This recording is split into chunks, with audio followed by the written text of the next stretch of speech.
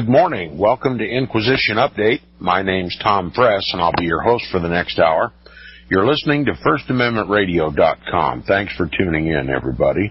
My apologies if I had an error in the start this morning. I can't hear the intro music to the program, so I'm just guessing as whether I'm on the air or not. So, at any rate, we'll continue our reading and discussion of the book, The Footprints of the Jesuits by R.W. Thompson. Still dealing with the temporal power of the Pope, R.W. Thompson begins in the last paragraph on page 464, if you're following along in your book. He says, "It is not easy to overestimate the importance and seriousness of the issue involved in the proposition to restore the temporal power of the Pope, whether in its relations to Roman Catholic or Protestant populations.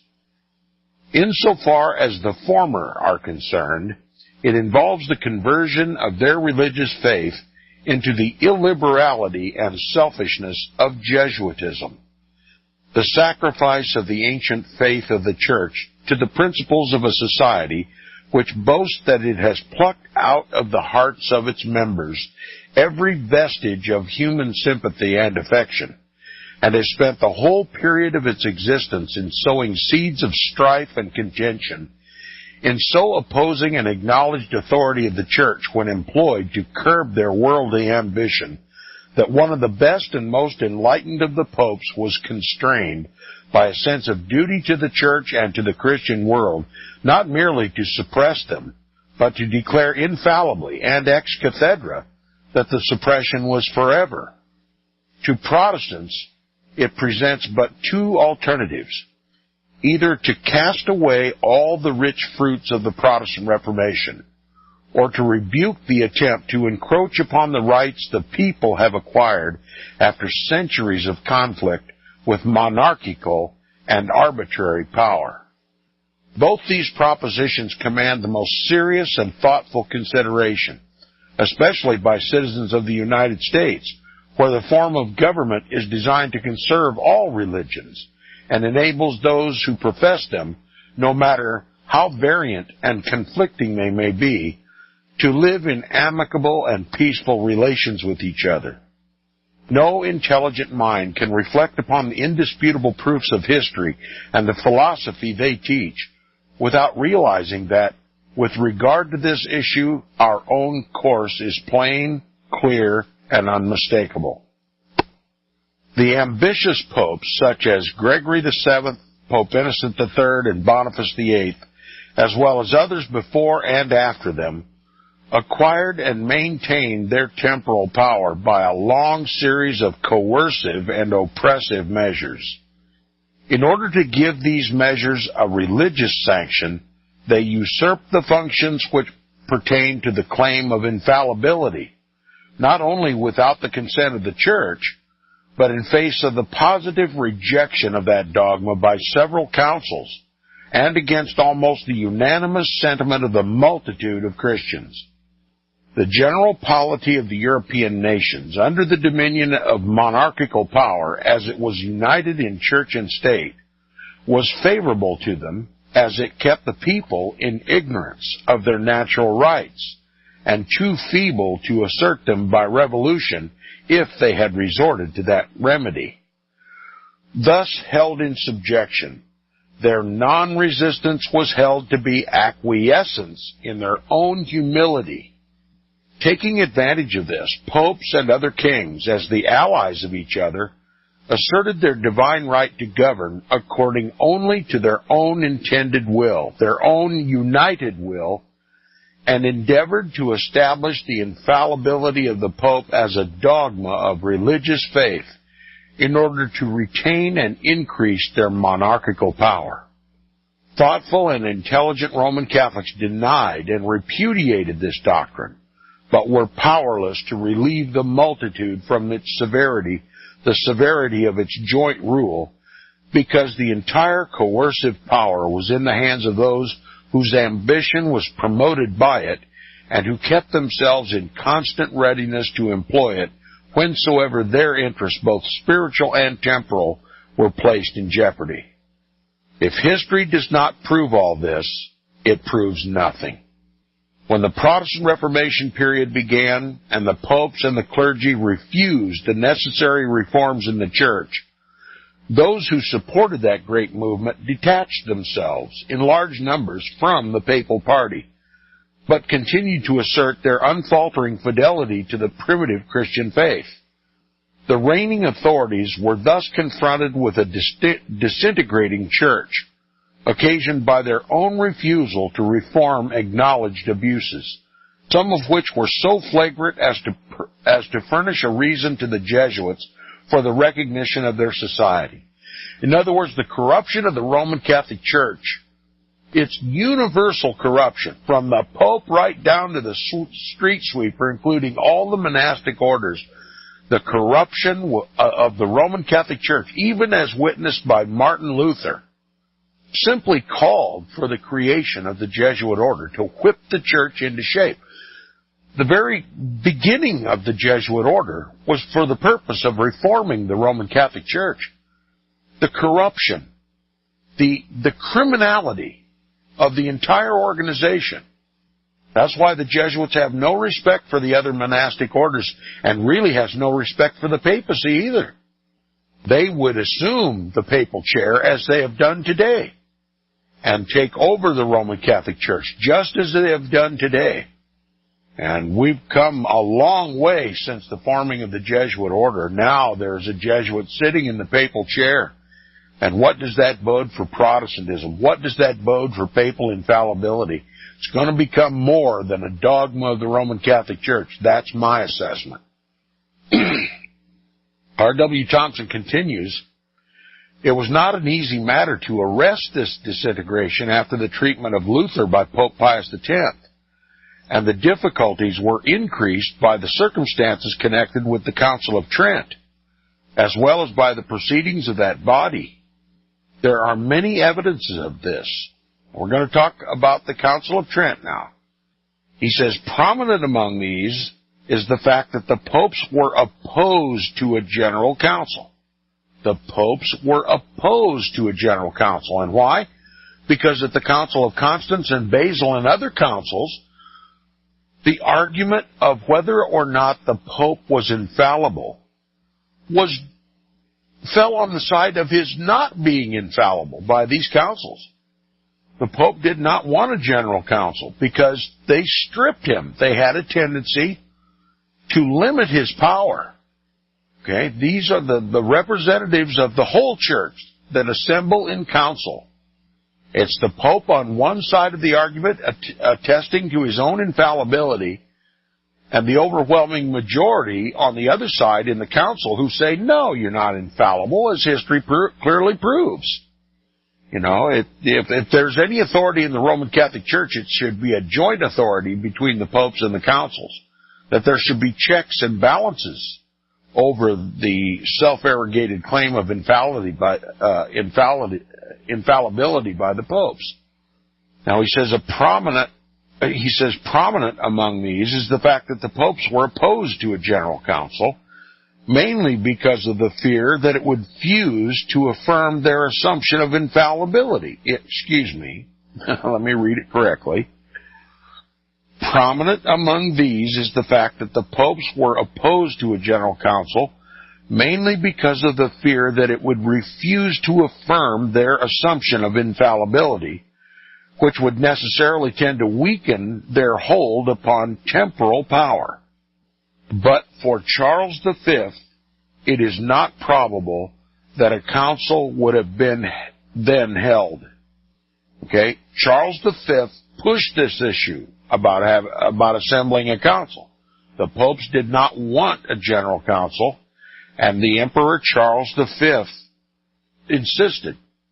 And if it weren't for him, there would not have been a council. He says he repeatedly urged upon the Pope the necessity of convening one, but without success. He was coquetting with the Lutheran Protestants in Germany by means of his celebrated quote-unquote interim and otherwise in order to strengthen his armies by accessions from them. In other words, he was working with the Pope and with the Protestants at the same time, hoping to strengthen his own authority. Now, but at the same time, he cherished the hope that a council would contrive some method of inducing his Lutheran subjects to reunite with the Church, the Roman Catholic Church, from which they had been driven by the usurpations of the papacy and the acknowledged vices of the clergy. His main purpose, however, was to make the union between church and the state so indissoluble as to maintain and perpetuate the monarchical principle as protection to both. Finding the popes unyielding in their opposition to a general council, he ordered a national one to be held at Augsburg, in his own dominions, to consider and decide upon such matters concerning the Church as he deemed expedient.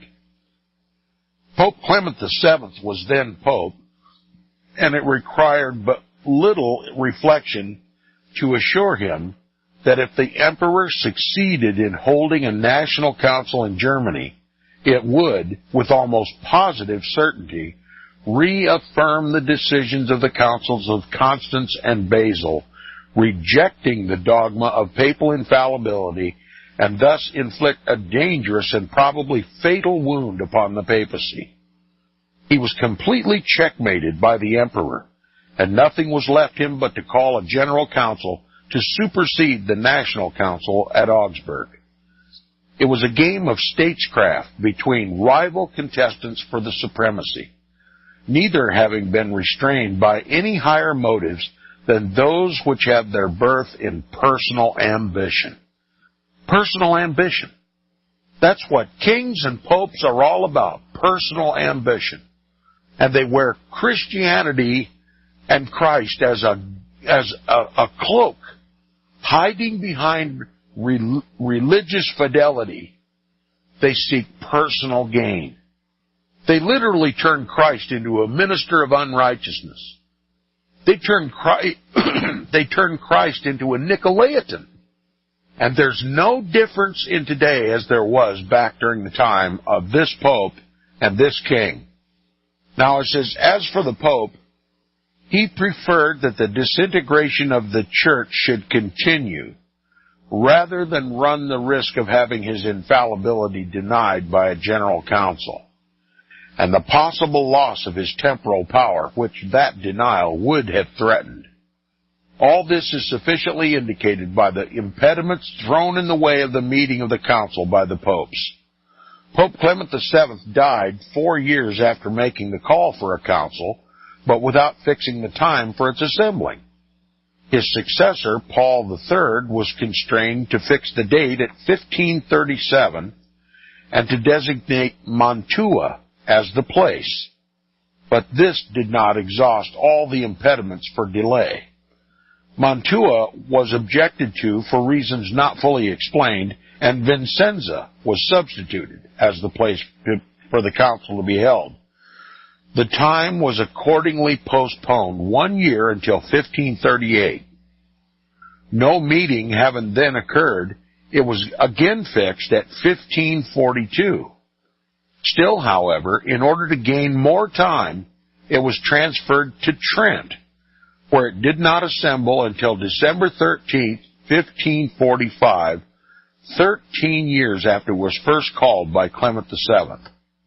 Its last session was held on December 4th, 1563, 18 years after it first assembled, and 31 years after it was first called, more than a generation of time. You see how the popes were postponing this Council of Trent? Now I got to ask the listeners, what do you suppose the popes and the Jesuits were doing during all this time? Trying to sell papal infallibility, trying to stack the council in favor of a proclamation of papal infallibility, to make papal infallibility a dogma of the Church way back in the 1560s. A promulgation of a dogma of the Church that did not actually materialize until 1870. 1870. The popes were not held to be infallible by the general councils of the Roman Catholic Church.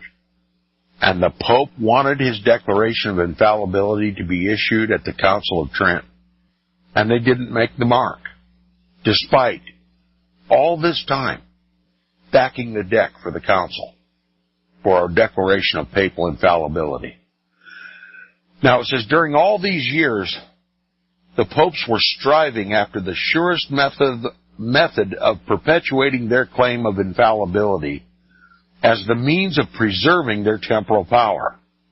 While it is to be supposed that they, at the same time, desired to save the church from overthrow, they so blended its cause with their own ambitious ends that the council, instead of being reformatory, was unable to accomplish anything more than the inauguration of a counter-revolution to suppress the Protestant Reformation, which by that time was becoming more formidable every day. Now, you'll recognize this fact being reflected in what I use as a term to describe the Council of Trent. The bloody Jesuit-led Counter-Reformation Council of Trent. Instead of an attempt to declare the Pope infallible, since that was not acceptable to the councils, and the Pope couldn't work fast enough or hard enough to stack the deck high enough in favor of papal infallibility, they had to turn the whole nature of the council. And it became an anti-Protestant council. It was assembled to damn Protestantism and to wage an open religious warfare against Jesuitism, or against Protestantism, led by the Jesuits. Now he says, while it is to be supposed that they at the same time desired to save the church from overthrow, they so blended its cause with their own ambitious ends that the council, instead of being reformatory, was unable to accomplish anything more than the inauguration of a counter-revolution, a counter-reformation to suppress the Protestant Reformation, which by that time was becoming more formidable every day. The Pope, then Julius III, and Emperor Charles V had a common interest in keeping church and state united in order to ward off successfully any blows that might be aimed at the principle of absolute monarchism. But apart from this, the Pope had a separate and distinct interest of his own in trying to secure, beyond the possibility of loss, the imperial rights and prerogatives of the papacy. There's your selfish ambition again. Now, it says, embarrassed as he was, with the eyes of all Europe centered upon him, he was compelled to look for support in every direction, and found no contribution to the papal pretensions likely to become more valuable than that offered by the Jesuits, who were then in readiness under the leadership of Lainez, their general, to devote themselves to whatever work should be necessary to extinguish the spirit of revolt against the monarchism of church and state. Remembering the services rendered by Ignatius Loyola to the cause of absolute monarchy, and knowing that the central feature of the Jesuit Constitution was specifically designed for the advancement of that cause, the Pope resolved to bring the united and compact body of Jesuits to his aid by enlisting them as an army to defend the tottering cause of the papacy. The main object of Ignatius Loyola during his life had been to drive back the tide of the Protestant Reformation, and although he had signally failed in this, he exhibited such superior qualities as a general and commander of men, and had so succeeded in imparting these same qualities to Lainez, his successor, that the Pope determined to send the latter as one of his legates to the Council of Trent, clearly indicating that he was both unwilling and afraid to trust the interests of the papacy in the hands of those who, by the existing organization of the Church, were entrusted with its administrative authority. In other words, he couldn't trust his own people to uphold his infallibility. That's how unpopular it was. So he called on the Jesuits. Now, he undoubtedly considered that the most certain, if not the only method of preserving the papacy as distinct from the primitive church would be the infusion of Jesuit spirit and courage into the ranks of its defenders. We have heretofore seen how Lainez had succeeded at the French council at Poissy in restricting the right of discussion to ecclesiastics alone, and it is fair to presume that the knowledge of this dictatorial spirit commended him to the Pope. At all events, he was especially favored and distinguished as the representative of the Pope and the Jesuits at the same time, a union that had but a single signification, that is, that the Pope had accepted the Jesuits as his allies in preference to any of the existing monastic orders, because, as cannot be doubted, the latter, the Jesuits, or rather the other monastic orders, occupied the field of religious labor, while the Jesuits considered religious professions and practices as merely stepping stones to the acquisition of riches and temporal power. Riches and temporal power. Now you know why there was such a tight alliance between the papacy and the Jesuits. Ambition. Human ambition. Sinful ambition. Selfish ambition. And an ambition to rule the world. Now, this favored above any other member of the council, thus favored above any other member of the council, Jesuit General Lainez courageously entered into the contest between those who defended and those who denied the doctrine of the Pope's infallibility, and exhibited his great ability in supporting to the utmost the extreme claim to spiritual and temporal sovereignty which such popes as Gregory VII, Innocent III, Boniface VIII, and others, now declared to have been infallible, had for centuries maintained in defiance of the enlightened sentiment of the whole Christian world.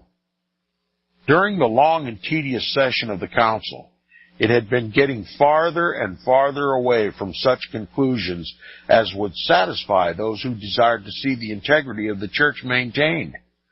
And it was not until the time of its closing sessions was approaching that Lainez announced the Jesuit doctrine which, with regard to papal infallibility and the authority and power it would confer upon the papacy. Although contrary, I see I've probably exceeded my time not hearing the cue for the break, so I'll pause and resume after the break. You're listening to Inquisition Update on FirstAmendmentRadio.com.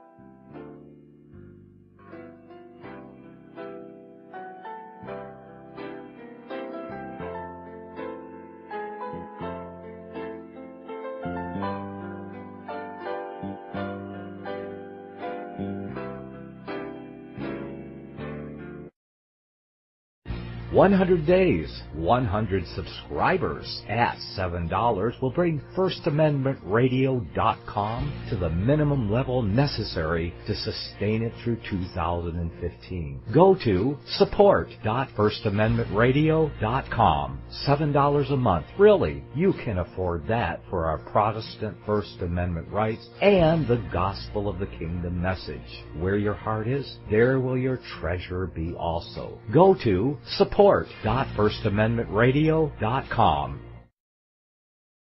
Record budget deficits, bankruptcies galore, and the U.S. dollar is at an all-time low. With today's gloomy economic outlook, safe investments are often hard to find.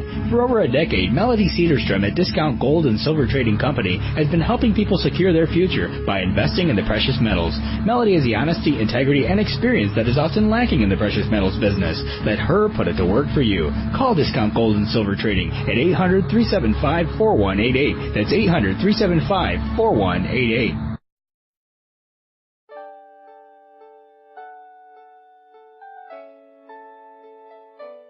The program you are listening to is 100% sponsored by you, the listener, on this First Amendment Rights Media channel. you will notice that there are few commercials on this radio network. There's a good reason for that. Corporate advertising dollars come with strings that limit program content. So without your help, these programs cannot continue on Internet or our several affiliates. If you benefit by the educational law programs, we ask you to give. If you are admonished or nurtured by the Bible and ministry programs, we ask you to give. If some voice a cause that you are passionate about, we ask you to give. If you believe in any of these, we ask you to support them as you would a missionary on a continual basis, as if giving a tithe for missionary radio. These programs are not commercially viable and must be supported by those faithful to the cause of truth. Look for the button to sponsor your favorite programs at our listen and schedule pages on the Internet. Then, when you subscribe, we will send you the last quarterly MP3 CD of that program immediately, and continue to do so with each new quarter. We will also give you unlimited archive access to all of our programs. We're asking you to give much less than a tithe, so that you may also send support directly to a particular program host, cause, and anywhere else the Spirit may lead you. Do all to the glory of our God and Creator, for His holy nation, the only kingdom that will last forever. Thank you for listening.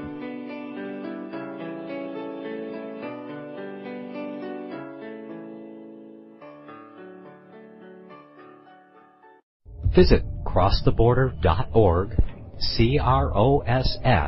crosstheborder.org, to get your print, EPUB, or PDF version of the book, The Rapture Will Be Canceled. That's crosstheborder.org. I know you all want answers, and believe me, so do I, and I'll do my best to get them.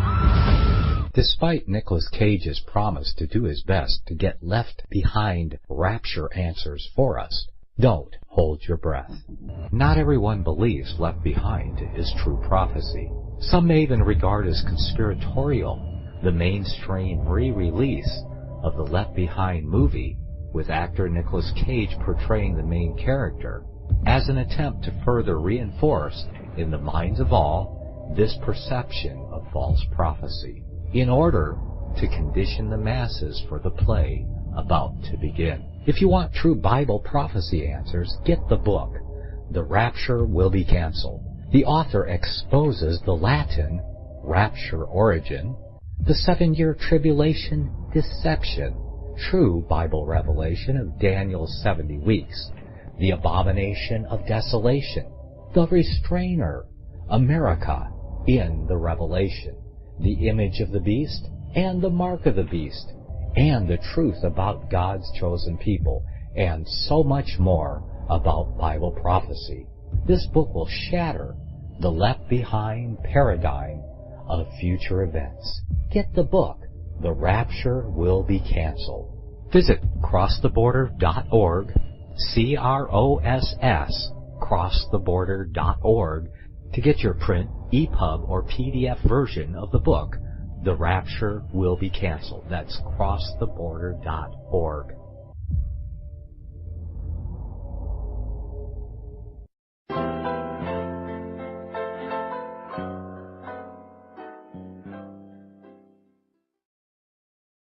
Okay, welcome back from the break. You're listening to the second half hour of Inquisition Update on FirstAmendmentRadio.com. If you value the information you get here at Inquisition Update, please support First Amendment Radio, who sponsors the program. Thank Brother Nicholas for his time and effort and expense, and for seeing the value of Inquisition Update and the information we present here, and for keeping Inquisition Update on the air. Now, in the final sentence on page 469, R.W. Thompson says, during the long and tedious sessions of the Council of Trent, it had been getting farther and farther away from such conclusions as would satisfy those who desired to see the integrity of the Church maintained. And it was not until the time of its closing sessions was approaching that Jesuit General Lainez announced the Jesuit doctrine with regard to the infallibility of the Pope and the authority and power it would confer upon the papacy. Although, contrary to the expectations of the Pope, he did not succeed in procuring the affirmance of his doctrines by the council. For if an effort had been made to embody the Pope's infallibility in the Articles of Faith, the negative decisions of the councils of Constance and Basel would have been repeated. Yet he did succeed in assuring the papacy that its most formidable allies were the Jesuits, upon whom it could then and always thereafter rely to fight his battles in behalf of that dogma, papal infallibility, as well as the temporal power, and whatsoever should become necessary to give strength and permanency to the principle of monarchism in the government of both church and state. This having been accomplished, together with as much infusion of Jesuitism into the creed as could then be safely ventured, the Pope considered the papacy saved, at least for the time being, and dissolved the council. If this council had been promptly called and convened when demanded by Emperor Charles V, and the numerous body of Christians, much that has since transpired to the injury of the Church might have been avoided. One result would almost certainly have followed: the reaffirmance of the doctrine of the councils of Constance and Basel by a denial of the Pope's infallibility. What a multitude of evils would have been avoided by the Church.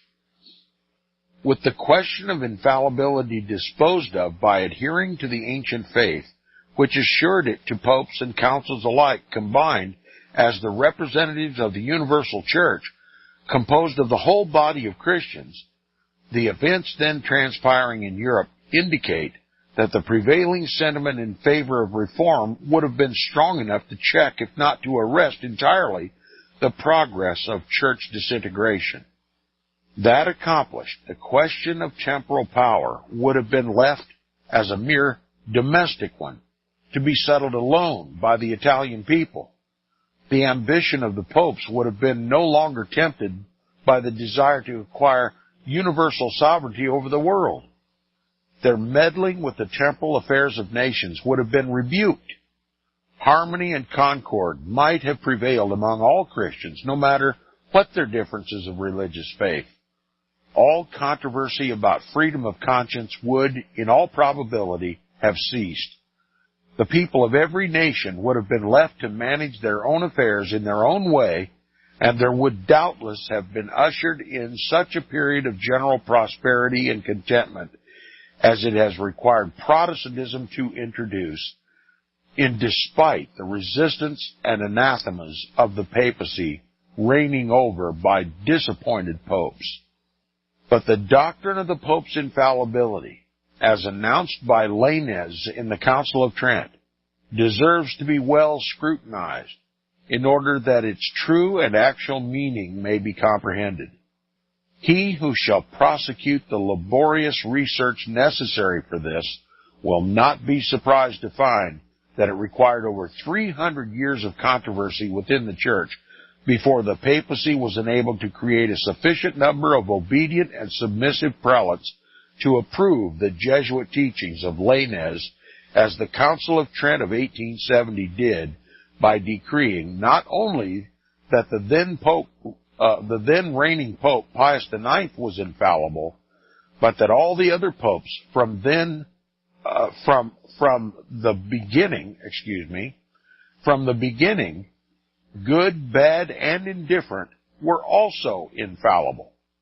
It will, however, excite no little astonishment when we reflect that this was done in the 19th century, in the face of the popular enlightenment now prevailing, and that such a period was selected for this Jesuit and papal triumph over the Church, which is neither more nor less than placing the future destiny of the Roman Catholic Church under Jesuit control, with the helm of the ship which bears its most precious treasures guided by the followers of Ignatius Loyola and Lainez and the Jesuit generals who have succeeded them.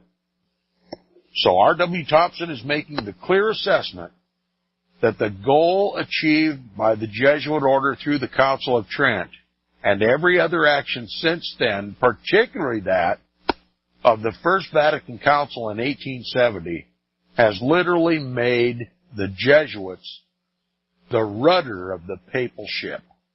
Okay? The Jesuits are the wind in the papal sails. They are the bark upon which the papacy floats. The Jesuits have literally conquered the papacy. And I don't think there's been any time in history more evident than today of that conquest. For the first time in world history, a Jesuit now occupies the papal chair. Now he says the language employed by Lainez in his celebrated council, speaking for the Pope as his specially empowered legate. Now we're speaking about the Council of Trent and Lainez's part in it, is not only impressive, but will be startling to some who may now learn it for the first time. It should be well scanned and considered by citizens of the United States, especially by those Roman Catholics whose silent acquiescence in what the papacy has been and is now doing causes them to be regarded as approving what in their honest consciences, vast numbers of them do not approve. On October 20th, 1562, after the council had been in existence 17 years without settling the question whether bishops acted under divine appointment or were the mere passive creatures and instruments of the popes, Lainez addressed the assemblage in a carefully prepared and elaborate speech, which the historians says occupied more than 2 hours. So Lainez is going to give a 2-hour speech. He says the occasion was a great one for him and the Jesuits, in the nature of a turning point in his and their history. It was the first time during the existence of the Roman Catholic Church when the voice of a Jesuit was heard in a general council, and the first time when the general of that society had been made the special legate of the Pope. It was also the first time when the Church had openly turned back upon the ancient monastic orders by giving reference to a society expressly organized in antagonism to them, for the avowed reason that they were unfitted by corruption for rendering efficient service to the Church. So what the Jesuits, this newly formed organization called the Company of Jesus, the Society of Jesus, the Jesuit order, having such a prominent role in the Council of Trent, to the exclusion of all the other monastic orders, was a palpable change. And it was an insult to all the ancient monastic orders of the Roman Catholic Church. In their eyes, it must be that the Jesuits had completely replaced them, that they had no more service to the Church because of their corruption. That was the assertion of Ignatius Loyola and Lainez, that they were unfit to lead the Church.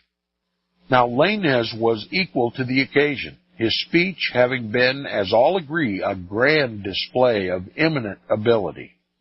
He pointed out the differences between the Church and human governments, the former having been built by Christ and the latter by human societies.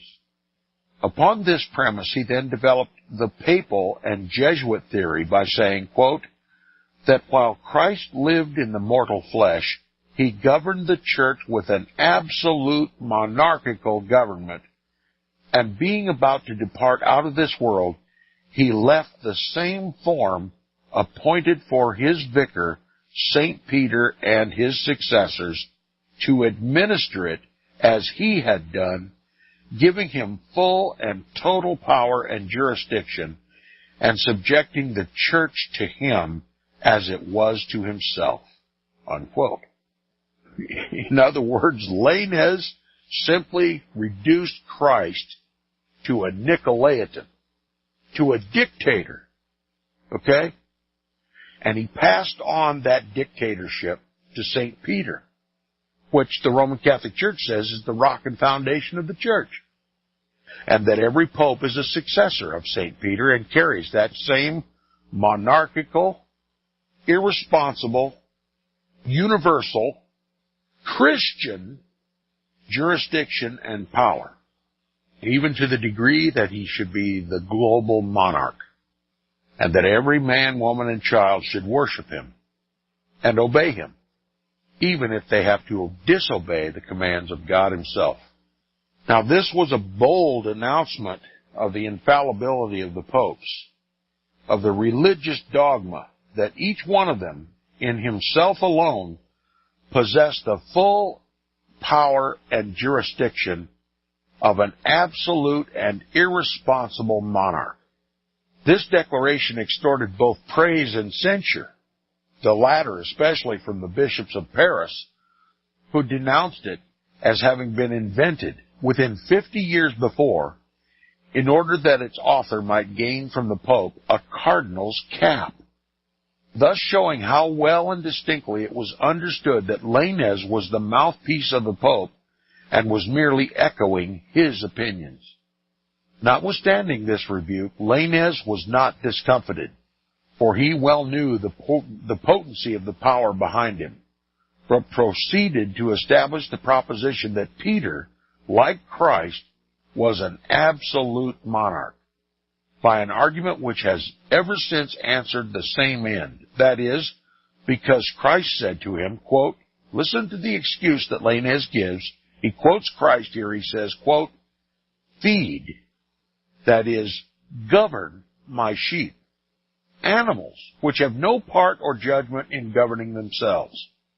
When Christ said, feed my sheep, he meant you must govern my sheep because they are not capable of governing themselves. Is that what Christ taught? It's exactly the opposite of what Christ taught. And this is exactly the very foundation of the error of Jesuitism and popery, that Christ no longer dwells in the vessels that God created, man, but that he dwells in temples made with hands. And that presence of God in the temple of St. Peter's Basilica in Rome is to govern God's witless sheep. This is monarchism. This is Jesuitism. This is popery. It is a complete denial of the kingdom of Christ. Listen to this.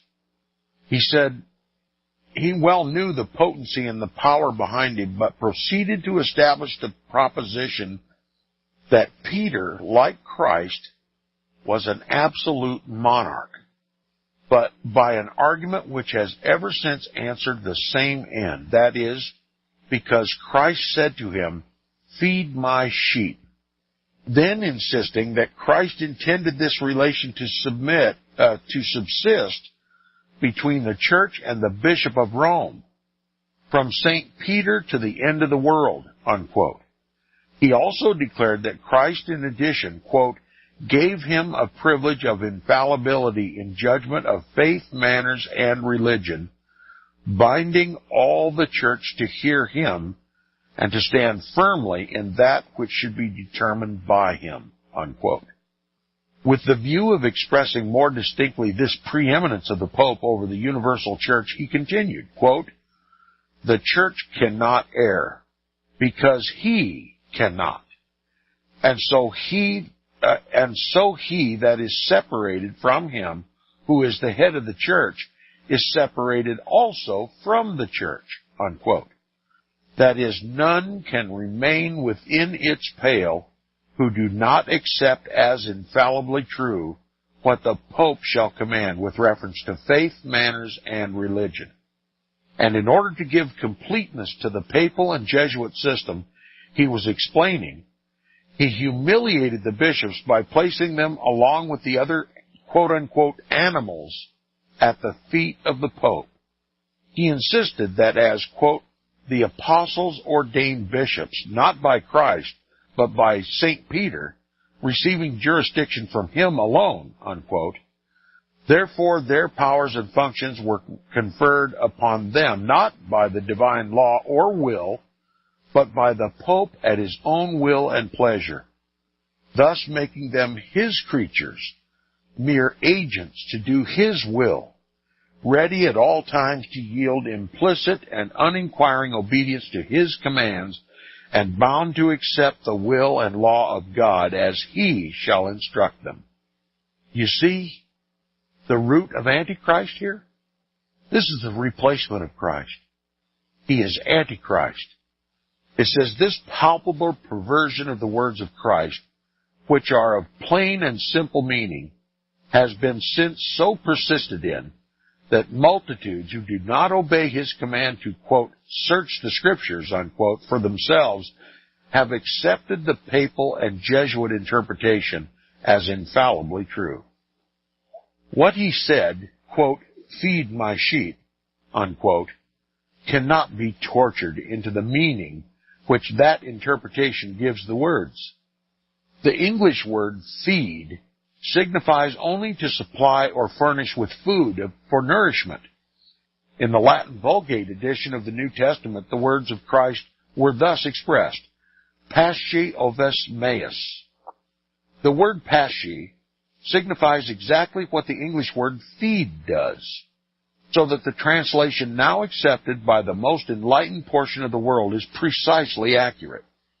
But Jesuit General Lainez, it will be seen, so perverted the word pasce, or feed, as to make it mean govern, whereas if the authors of the Vulgate edition of the New Testament had intended to convey any such idea as that, they would have employed either the word guberno, or impero, or dominor, or rego, either of which means govern.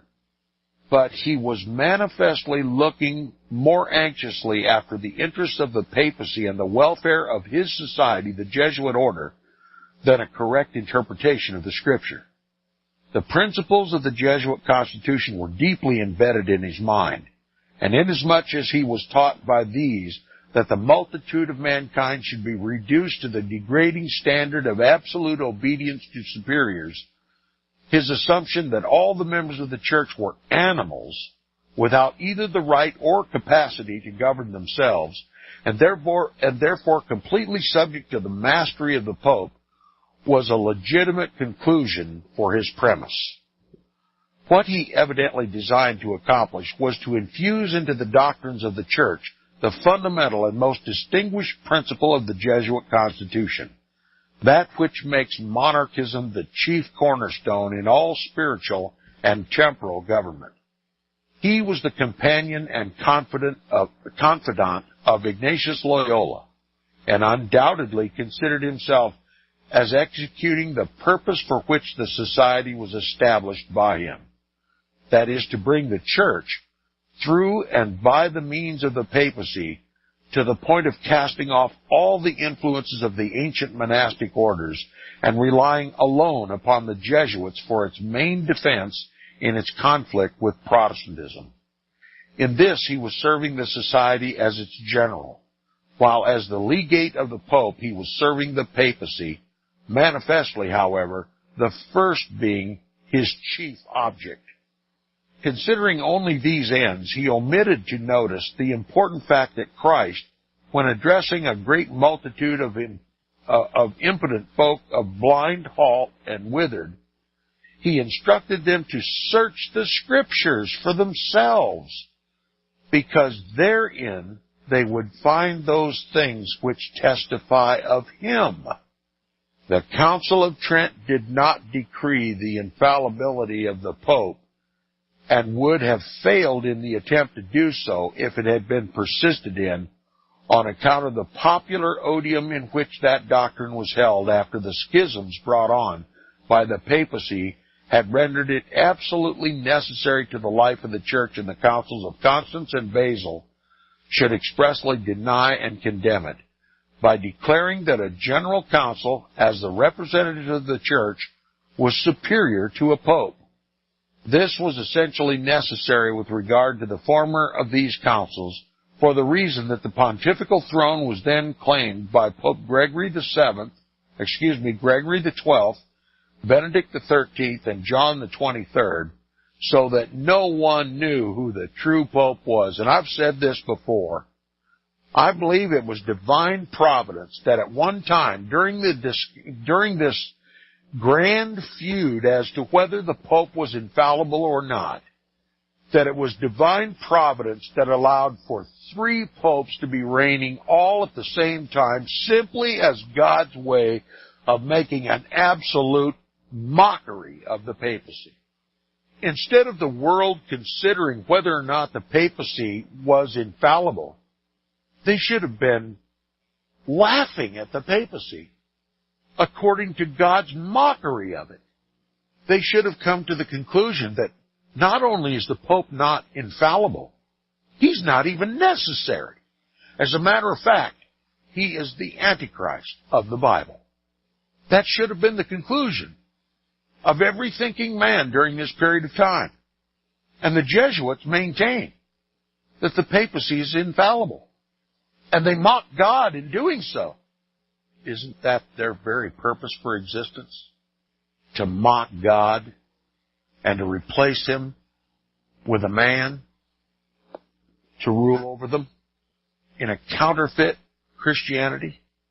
That's what the Jesuits are all about. That's what the papacy is all about. And I insist, that's what the Roman Catholic Church is all about.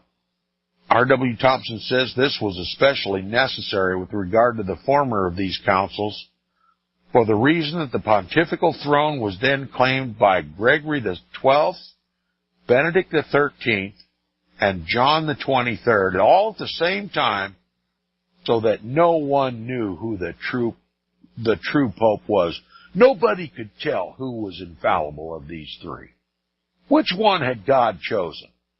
You want to know the correct answer? God didn't choose any of them. From the beginning of that church until the end, when Christ returns to destroy that church, God did not choose any of them. He continues, he says, but as John XXIII had possession of the office, he was tried by the council upon 55 heads of accusation, unquote. They found 55 crimes of Pope John XXIII. So much so that they literally removed his name, his papal name, from the succession of popes. And we had a second John XXIII who convened the Council of Vatican Council II.